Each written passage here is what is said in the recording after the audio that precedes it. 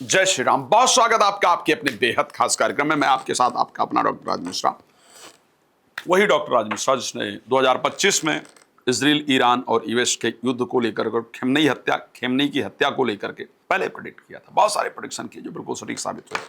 अब क्योंकि विक्रम संवत 2083 9 वर्ष सनातन के हिसाब से प्रारंभ होने जा रहा है, 9 वर्ष पूरे विश्व के लिए कैसा रहेगा उसकी जानकारी आपको देने जा रहा हूं। बिल्कुल सटीक है। वीडियो सेव और शेयर करके रख लीजिएगा। बाद में ये नहीं कि इन्होंने पहले क्यों नहीं बताया था। मेरी पहले वाली प्रेडिक्शंस देख सकते हैं कि मैंने जो कुछ होने वाला था उसको पहले बाकायदा प्रमाण के साथ प्रेडिक्ट किया है और आज फिर प्रेडिक्ट करने जा रहा हूं। और मैं कह रहा हूं, आप अगर अपने बारे में सटीक प्रेडिक्शन चाहते हैं तो मुझे कॉल कर सकते हैं, मेरा समय ले सकते हैं और प्रेडिक्शन प्राप्त कर सकते हैं। साथ में यदि आप अपने यहाँ संगीत में सुंदरकांड आयोजन करना चाहते हैं मेरे द्वारा तो आप मुझे कॉल कर सकते हैं। अपने घर पर वास्तु विजिट वगैरह देश विदेश में कराना चाहते हैं तो आप संपर्क कर सकते हैं। आइए बात करें 2083 विक्रम संवत। जिसके राजा कौन होंगे? बृहस्पति होंगे। जिसके मंत्री कौन होंगे? मंगल होंगे। क्या होगा 2083 में? विद प्रमाण बता रहा हूं। अगर कोई लिखित प्रमाण चाहिए तो मुझसे वो प्रमाण आप ले सकते हैं। बृहस्पति अतिचारी होंगे। मंगल वर्ष प्रारंभ में राहु के साथ गोचर करेंगे, फिर शनि के साथ गोचर करेंगे। बहुत इंपॉर्टेंट विषय बता रहा हूं। भारत चीन, बता रहा हूं, भारत चीन ये दोनों विरोधी देश हैं। इजराइल और ईरान, अमेरिका ईरान और रूस अमेरिका, इन देशों के अंदर या तो भारत और चाइना के बीच में शांति वार्ता होगी, आपस में एक होकर के आगे बढ़ने का प्रयास किया जाएगा, या फिर ईरान इजराइल या ईरान अमेरिका या रूस और अमेरिका, इनके बीच में, मैं बड़ा बड़ा क्लियर बता रहा हूं, ज्यादा दिन की बात नहीं कर रहा हूं, लंबे समय की नहीं, जल्दी ही इनके बीच में आपस में समझौता होगा, शांति वार्ताएं होंगी और चीजें आगे बढ़ाने का प्रयास किया जाएगा। शांति वार्ताओं का आयोजन जल्दी होगा, इसको ध्यान रखिएगा। अब कौन है, अगर मैं बात करूं कि नेता कौन है, वो मंत्री कौन है इस वर्ष के, तो मंगल है। और मंगल कम्युनिस्ट पार्टी के रिप्रेजेंटेटिव माने जाते हैं। तो उस परिस्थिति के अंतर्गत माओवाद के जो वो माने जाते हैं, अगला जो युद्ध का बादल है, ध्यान रखिएगा, आज ही बता रहा हूं, बाद में ये नहीं कि बताया नहीं था। अगले युद्ध के बादल चीन के बॉर्डर पर मंडराएंगे, इसको ध्यान रखिएगा। अगले युद्ध के जो बादल हैं वो चीन के बॉर्डर पर मंडराएंगे और कुछ रक्त से संबंधित जो योग है, रोग है, वो निश्चित रूप से बनेंगे। रक्त से संबंधित जो रोग हैं वो बनेंगे। इस प्रकार की परिस्थिति होने वाली है, इस बात का ध्यान रखिएगा। पृथ्वी के कुछ क्षेत्र में युद्ध, रक्तपात होगा, ये पूरी तरीके से ध्यान रखिएगा। विशेष ध्यान रखिए, पंजाब, राजस्थान, हरियाणा, यहां पर, ठीक है, सिंध पाक प्रदेश में वर्षा की कमी रहेगी, ये एक साधारण नियम है। खास करके कंप्यूटर इंजीनियरिंग, आभूषण, जवाहरात, रबड़ उद्योग, छोटे उद्योग जो हैं, या विज्ञान से संबंधित जो अंतरिक्ष विज्ञान से संबंधित जो चीजें हैं, इनमें अचानक हम सब लोग वृद्धि देखेंगे। लेकिन आगे चलें और क्या होगा, बड़ा इंपॉर्टेंट है। आगे होने वाला क्या है, 19 मार्च के बाद, और मैं स्पेशली अगर कहूं कि 14 अप्रैल के बाद, बड़ा नोट कर लीजिएगा, ये बहुत इंपॉर्टेंट पार्ट है, फिर आप कहेंगे। सूर्य और शनि, ये दोनों उग्र ग्रह का योग बन रहा है, ध्यान रखिएगा। सूर्य और शनि का उग्र योग है, दोनों ग्रहों का वो बनने जा रहा है। और इस उग्र योग से एक्चुअल में क्या होगा, किसी प्रमुख नेता का, ध्यान रखिएगा, किसी प्रमुख नेता की को हटा दिया जाएगा, उसकी हत्या कर दी जाएगी। दोबारा सुन लीजिएगा, किसी प्रमुख नेता को हटा दिया जाएगा अथवा उसकी हत्या कर दी जाएगी। ओके।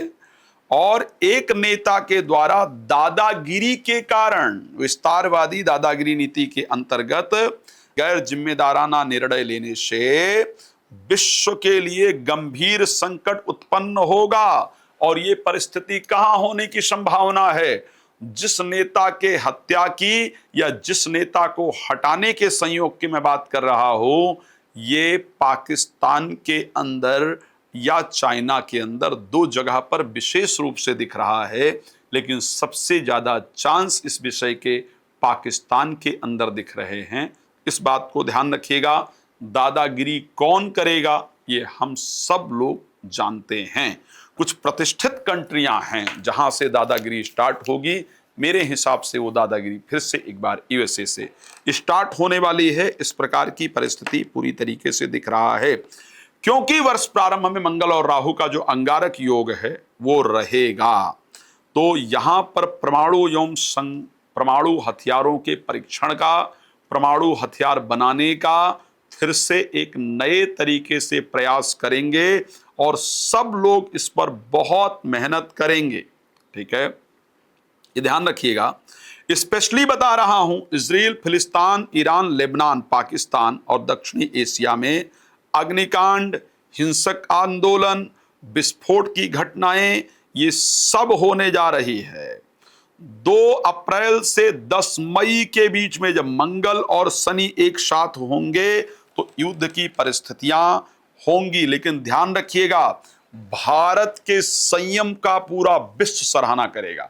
जब पूरा विश्व जल रहा होगा, पूरा विश्व उबल रहा होगा, तो फिर भारत उसमें शांति की परिस्थिति को रखेगा। एक और बहुत इंपॉर्टेंट बात बता रहा हूं, after 14th of April, date note कर लीजिएगा, 14 अप्रैल के बाद America, Pakistan, Greece, Iran, Ukraine, Syria, Bangladesh, यहां की परिस्थिति बहुत अशांतिपूर्ण होगी। कुछ पश्चिमी एशिया देशों में हिंसक एवं विस्फोटक घटनाएं घटित होंगी। इसको ध्यान रखिएगा। एक बात और बता रहा हूं, फिर उसको नोट कर लीजिए।